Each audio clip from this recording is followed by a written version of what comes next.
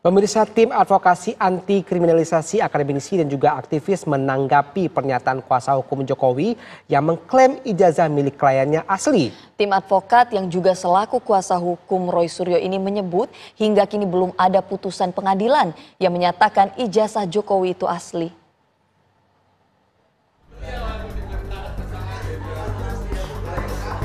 Tim advokasi anti kriminalisasi akademisi dan aktivis merespons sejumlah pernyataan tim kuasa hukum Joko Widodo yang dinilai menuai kontroversi.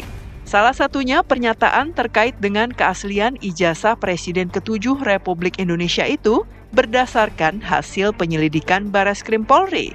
Tim yang juga merupakan kuasa hukum Roy Suryo ini menegaskan, hingga kini belum ada putusan pengadilan yang menyatakan ijazah Jokowi itu asli. Karena sebelum ada putusan pengadilan berkekuatan hukum tetap, maka status quo-nya ijazah ini dalam sengketa hukum. Jadi tidak bisa dideklarasikan sebagai asli hanya berdasarkan hasil penyelidikan Bareskrim. Apalagi apa yang dilakukan oleh Bareskrim itu hanya sekian persen saja dari keseluruhan proses penegakan hukum pidana. Karena penyelidikan itu hanya beberapa persen dari proses yang lainnya. Ada penyidikan, ada dakwaan, ada pembuktian, ada penuntutan, ada pembuktian di tingkat peradilan pertama, ada vonis judek faksi tingkat pertama, ada vonis judek faksi tingkat kedua, ada vonis judek juris di tingkat kasasi Mahkamah Agung. Nah, baru setelah ada putusan kasasi yang berkekuatan hukum tetap, maka baru bisa kita simpulkan deskripsi ijazah itu seperti apa. Sebelumnya, tim kuasa hukum Joko Widodo menyatakan bahwa ijazah kliennya asli berdasarkan hasil penyelidikan Bareskrim Polri.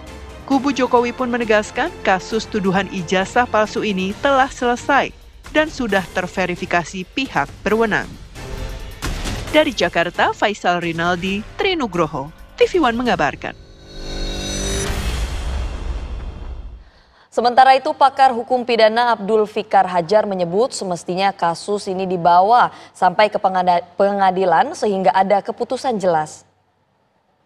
Perkara ini dibawa sampai ke pengadilan, gitu. Karena di pengadilan akan diperiksa secara terbuka dengan disaksikan oleh banyak pihak.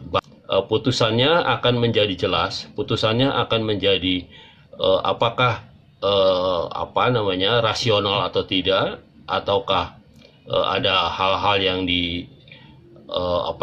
dipertimbangkan lain umpamanya oleh pengadilan, maka putusan pengadilan itu akan lebih baik ketimbang umpamanya putusan hanya pada level penyidikan saja, bahkan penyelidikan saja gitu. Artinya